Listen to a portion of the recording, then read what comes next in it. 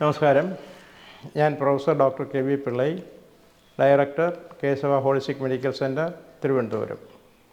അപ്പോൾ ഇന്ന് ഞാൻ പറയാൻ ഉദ്ദേശിക്കുന്നത് ഒരുപാട് ആളുകൾക്ക് വളരെ സംശയമായിട്ടുള്ള ഒരു കാര്യമാണ് ഒബേസിറ്റി എന്ന് പറഞ്ഞു കഴിഞ്ഞാൽ അമിതമായിട്ട് വെയിറ്റ് കൂടുക.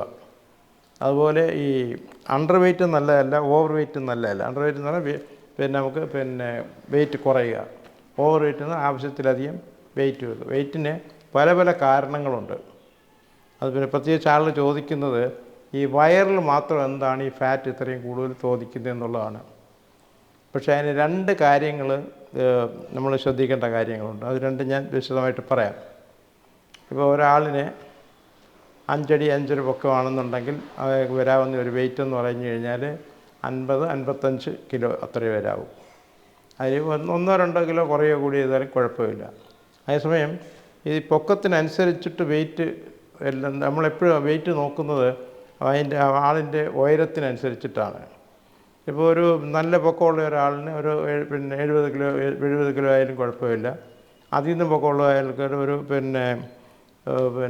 170-80 എന്നൊക്കെ ഉള്ളവർക്ക് 75-80 കിലോ ആയാലും വലിയ കുഴപ്പം വരില്ല.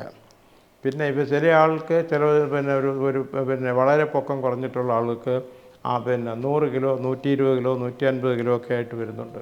അപ്പോൾ ഈ ഫാറ്റ് രണ്ട് രീതിയിലാണ് ആളുകൾ കണക്കാക്കുന്നത്. ഒന്ന്, ഈ നമ്മുടെ ആവശ്യത്തിലധികം കലോറി എന്ന് പറഞ്ഞു കഴിഞ്ഞാൽ, ഇപ്പോൾ ഉദാഹരണം നമ്മളിപ്പോൾ നമുക്ക് വേണ്ടുന്ന ഒരു കലോറിയുടെ ഇരട്ടി കലോറി നമ്മൾ ഉപയോഗിക്കും. അതായത് ആഹാരം, പ്രത്യേകിച്ച് കാർബോഹൈഡ്രേറ്റ്, അരി ആഹാരം അല്ലെന്നുണ്ടെങ്കിൽ മറ്റ് ധാന്യങ്ങളിലുള്ള എന്ന് പറഞ്ഞു കഴിഞ്ഞാൽ ഗോതമ്പ്, അരിയിലാണ് ഏറ്റവും കൂടുതൽ കാർബോഹൈഡ്രേറ്റ് ഉള്ളത്. അപ്പോൾ അത് ക്രമത്തിലധികം കഴിച്ചിട്ട് ഈ എക്സസൈസ് ഒന്നും ഇല്ലാതെ ഇരുന്ന് കഴിഞ്ഞാൽ ഈ കാർബോഹൈഡ്രേറ്റിൻ്റെ ഒരു പ്രത്യേകത എന്ന് പറഞ്ഞു കഴിഞ്ഞാൽ, പഞ്ചസാരയും കാർബോഹൈഡ്രേറ്റാണ്. ഈ പഞ്ചസാര അല്ലെങ്കിൽ ഈ കാർബോഹൈഡ്രേറ്റ് നമ്മുടെ ബോഡിയിൽ ചെന്നിട്ട് കൺവെർട്ടഡ് ആസ് ഫാറ്റ്, അത് ഫാറ്റായിട്ട് കൺവെർട്ട് ചെയ്യും. അത് ഫാറ്റായിട്ട് കൺവെർട്ട് ചെയ്ത് കഴിഞ്ഞാൽ നമ്മുടെ ബോഡിയിൽ അത് ഡിപ്പോസിറ്റ് ചെയ്യും. അപ്പോൾ ആ ഒരു ഡിപ്പോസിറ്റ് കൊണ്ട് തന്നെ ഒരുപാട് സോക്കേട് നമുക്കുണ്ടാകും. ജോയിൻസുകൾക്ക് പ്രോബ്ലം ഉണ്ടാവും, ഹാർട്ടിന് പ്രോബ്ലം ഉണ്ടാവും, ലിവറിന് പ്രോബ്ലം ഉണ്ടാവും, എല്ലാ അവയവങ്ങളെയും അത് ബാധിക്കും. അപ്പോൾ നമുക്ക് പൊക്കത്തിനനുസരിച്ചിട്ടുള്ള വെയിറ്റേ പാടുള്ളൂ. അത് മാത്രമല്ല, നമ്മൾ എത്രത്തോളം കാർബോഹൈഡ്രേറ്റ് കൂടുതൽ ഉണ്ടാകുന്നു നമ്മുടെ ബോഡി അത് ഫാറ്റായിട്ട് കൺവെർട്ട് ചെയ്യും. അതാണ് ബോഡിയുടെ കെമിക്കൽ ആക്ഷൻ. ഇപ്പോൾ ഉദാഹരണത്തിന് നമ്മുടെ ബോഡിയിൽ തന്നെ ഏകദേശം 100,000 എന്ന് പറഞ്ഞാൽ 1,00,000 പരം കെമിക്കൽ ആക്ഷനാണ് നടന്നുകൊണ്ടിരിക്കുന്നത്. ബൈ ദ സയൻറ്റിസ്റ്റിന് അറിയാവുന്നത്. പക്ഷേ അറിയാൻ വയ്യാത്ത അതിൻ്റെ 10 മടങ്ങാണ്. പക്ഷേ നമുക്കൊരു ലാബറട്ടറി ടെസ്റ്റ് ചെയ്യണമെന്നുണ്ടെങ്കിൽ മാക്സിമം 25 അല്ലെങ്കിൽ 50 ടെസ്റ്റ് മാത്രമേ ഉള്ളൂ. പിന്നെ ഈ വേൾഡ് ഹെൽത്ത് ഓർഗനൈസേഷൻ്റെ റിസർച്ച് ലാബറട്ടറികളുണ്ട്. അപ്പോൾ അവിടെ നമുക്ക് ഏകദേശം 500ഓളം ടെസ്റ്റ് ചെയ്യാനുള്ള സൗകര്യമുണ്ട്. ബാക്കിയൊക്കെ നമ്മളിവിടെ ജനറലായിട്ടൊരു ഫിസിഷ്യൻ നോക്കുന്നത് ഒരു ജനറലായിട്ട് ഇവിടെ ബ്ലഡിൻ്റെ കുറച്ച് കാര്യങ്ങളല്ല, നമുക്ക് ഒരു 10-25 ടെസ്റ്റ് കൂടുതൽ കോമൺ ആയിട്ട് വരുന്നില്ല. അതിൽ തന്നെയും കോമൺ ആയിട്ട് ചെയ്യുന്ന ഒരു 5 അല്ലെങ്കിൽ 10 ടെസ്റ്റ് കൂടുതൽ വരുന്നില്ല. അപ്പോൾ അതുകൊണ്ട് തന്നെ നമുക്ക് ഒരുപാട് കാര്യങ്ങൾ അറിയാം. അപ്പോൾ ആലോചിച്ചോണം, ഈ 100,000 ഒരു 1,00,000 കൂടുതൽ കെമിക്കൽ ആക്ഷൻ വരുമ്പോൾ എന്തെല്ലാം ആക്ഷനാണ് ബോഡിയിൽ നടക്കുന്നത് എന്നുള്ളത്. അതിൻ്റെ പറയാൻ കാരണം എന്ന് പറഞ്ഞു കഴിഞ്ഞാൽ, ഈ കാർബോഹൈഡ്രേറ്റ് അല്ലെങ്കിൽ ഈ ഷുഗർ അല്ലെങ്കിൽ സ്റ്റാർച്ച് നമ്മുടെ ബോഡിയിൽ പോയി കഴിഞ്ഞ് കഴിഞ്ഞാൽ അത് ഫാറ്റായിട്ട് കൺവെർട്ട് ചെയ്യും. എന്നിട്ട് ഇത് പല സ്ഥലത്ത് ഡിപ്പോസിറ്റ് ചെയ്യും.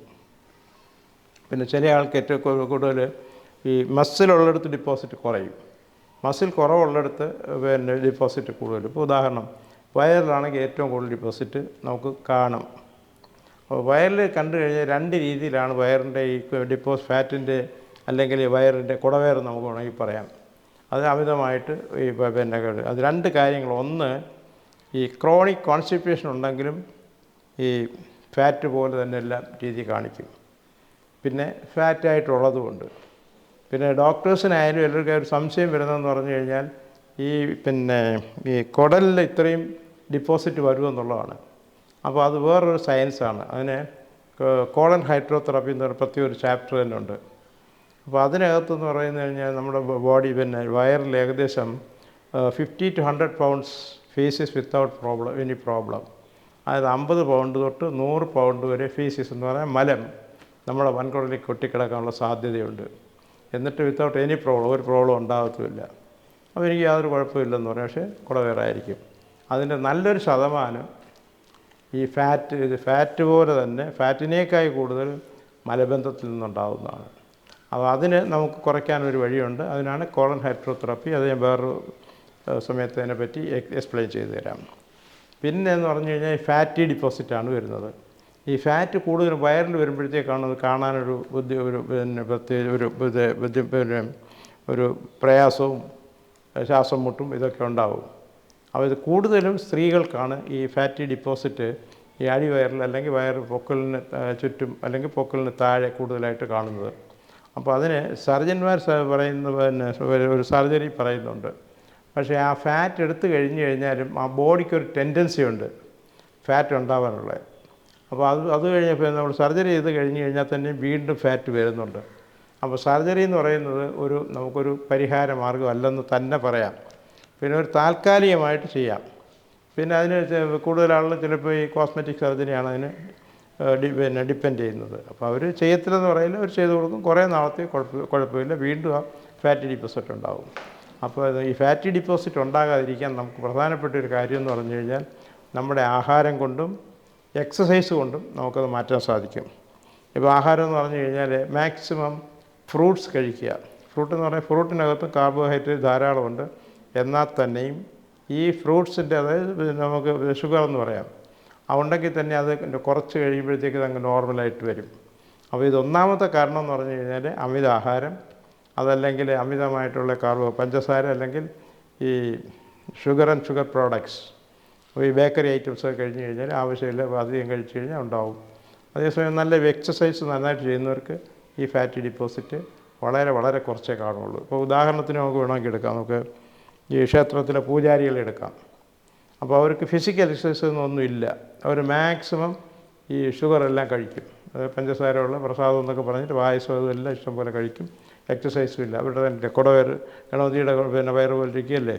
അപ്പോൾ അവർക്ക് എക്സസൈസ് ഇല്ല. യഥാർത്ഥത്തിൽ അത് ഫാറ്റി ഡിപ്പോസിറ്റ് തന്നെയാണ്. കാർബോഹൈഡ്രേറ്റ് നമ്മുടെ ബോഡിയിൽ പോയിട്ട് ഫാറ്റായിട്ട് കൺവേർട്ട് ചെയ്യും. അപ്പോൾ ഇതിൻ്റെ ഒരു പരിഹാരം എന്ന് പറഞ്ഞു കഴിഞ്ഞാൽ ഏറ്റവും നല്ലത് ഈ ജോലിയൊന്നും ചെയ്യാത്ത ഒരാൾക്ക് അവർ ചെയ്യേണ്ടത് യോഗ പ്രാക്ടീസ് ചെയ്യണം. ഈ യോഗയ്ക്കുള്ളൊരു പ്രത്യേകത എന്ന് പറഞ്ഞു കഴിഞ്ഞാൽ മറ്റ് എക്സസൈസിനൊക്കെ നല്ലതാണ്. അല്ലെങ്കിൽ പിന്നെ സ്വിമ്മിങ്, നീന്തുന്നത് നല്ലതാണ്. ഓട്ടം കൊണ്ട് വലിയ പ്രയോജനം വരുന്നില്ല, എന്നാലും കുറച്ചൊക്കെ ഒരു പ്രയോജനം വരും. പിന്നെ ശാരീരികമായിട്ട് അധ്വാനിക്കുന്ന ആളുകൾക്കാണെങ്കിൽ ഇത് വരില്ല. പിന്നെ ഇത് കൂടുതൽ വരുന്നത് പറഞ്ഞു കഴിഞ്ഞാൽ ലോങ് സിറ്റിംഗ്, കൂടുതൽ ഒരു എക്സസൈസും ഇല്ലാതെ. ഇപ്പോൾ പ്രത്യേകിച്ച് ഒരു കമ്പ്യൂട്ടർ യുഗമാണ്. രാവിലെ കയറി ഒരു കസേര ഇരുന്ന് കഴിഞ്ഞാൽ 8-10 മണിക്കൂർ ഒരു റെസ്റ്റും ഇല്ലാതിരിക്കും. ഇതുപോലുള്ള ആൾക്കെല്ലാം ഈ ഡിപ്പോസിറ്റ് കൂടുന്നതല്ലാതെ കുറയത്തില്ല. ഇതുകൊണ്ട് വളരെ അസ്വസ്ഥതയുണ്ടാവും. നമുക്ക് ഹാർട്ട് പ്രോബ്ലം ഉണ്ടാവും, ലിവർ പ്രോബ്ലം ഉണ്ടാവും. ഏറ്റവും കൂടുതൽ വരുന്നത് സ്ട്രെസ്സാണ്. തലച്ചോറിനെയും ബാധിക്കും. കാരണം എന്ന് പറഞ്ഞു കഴിഞ്ഞാൽ ഇത്രയും ഈ ഡിപ്പോസിറ്റൊക്കെ വരുമ്പോഴത്തേക്ക് ഹാർട്ടിന് ഫങ്ഷൻ ചെയ്യാനൊക്കത്തില്ല. അപ്പോൾ ഹാർട്ടിന് ഫങ്ഷൻ ചെയ്യാതെ വരുമ്പോഴത്തേക്ക് രക്ത ഓട്ടം ബ്രെയിനിലും കുറയും. അപ്പോൾ ഓക്സിജൻ ലെവൽ കുറയും. അപ്പോൾ that will effect on the brain. അപ്പോൾ അങ്ങനെ വരുമ്പോഴത്തേക്ക് അങ്ങനെയുള്ള ആളുകൾക്ക് ആങ്സൈറ്റി, ഡിപ്രഷൻ, വറി ഇതെല്ലാം ഉണ്ടാവും. ഞാൻ ഇതൊക്കെ പറഞ്ഞെങ്കിൽ തന്നെ നമ്മൾ മാക്സിമം ഫ്രൂട്ട്സ് ഉപയോഗിക്കുക. മിനിമം ഒരു 8 ഗ്ലാസ് വെള്ളമെങ്കിലും നമ്മൾ ഉപയോഗിക്കണം. പിന്നെ കഴിയുന്നത്ര എക്സസൈസ് ചെയ്യണം. ഏറ്റവും നല്ലതെന്ന് പറഞ്ഞു കഴിഞ്ഞാൽ യോഗ തന്നെ നിങ്ങൾ പ്രാക്ടീസ് ചെയ്യുക. ഇപ്പോൾ ചില സ്ഥലങ്ങളിൽ നമുക്ക് യോഗയ്ക്ക് ഒന്നും കിട്ടത്തില്ലെങ്കിൽ തന്നെയും ഈ ബുക്ക് ഷോപ്പുകളിൽ പോയി കഴിഞ്ഞാൽ ഇംഗ്ലീഷിലും പല ലാംഗ്വേജിലുമുണ്ട്. അത് വാങ്ങിച്ചത് നോക്കിക്കഴിഞ്ഞാൽ തന്നെയും നമുക്കത് കുറേയൊക്കെ നമുക്ക് ചെയ്യാൻ സാധിക്കും. ഇപ്പം ഞാൻ ഇത്രയൊക്കെ പറഞ്ഞെങ്കിൽ തന്നെ മെയിനായിട്ട് ഞാൻ ചെയ്യുന്നത് ബൈപ്പാസ് സർജറി ഒഴിവാക്കുക, ആൻജിയോപ്ലാസ്റ്റി ഒഴിവാക്കുക, ആൻജിയോഗ്രാം ഒഴിവാക്കുക. ഇത്രയെന്ന് പറഞ്ഞാൽ നിസ്സാരമല്ല. ഒരു 3 ലക്ഷം തൊട്ട് 5 ലക്ഷം വരെ ചാർജ് ചെയ്യുന്ന ഹോസ്പിറ്റലുകാർ നമുക്ക് ലേസർ തെറാപ്പി എന്ന് പറഞ്ഞ് ലേറ്റസ്റ്റ് ഒരു മെഡിക്കൽ ട്രീറ്റ്മെൻ്റ് ഉണ്ട്. ഈ ലേസർ കൊണ്ട് നമുക്ക് അതിൻ്റെ നേരെ 4/1 അല്ലെങ്കിൽ പകുതി അല്ലെങ്കിൽ അതിലും താഴെയായിട്ട് നമുക്ക് ഇത് മാനേജ് ചെയ്യാൻ സാധിക്കും. ഇതേപ്പറ്റി കൂടുതൽ നിങ്ങൾക്ക് അറിയുന്നതിന് വൈകിട്ട് 7 മണിക്ക് ശേഷം എന്നെ കോൺടാക്റ്റ് ചെയ്യാവുന്നതാണ്.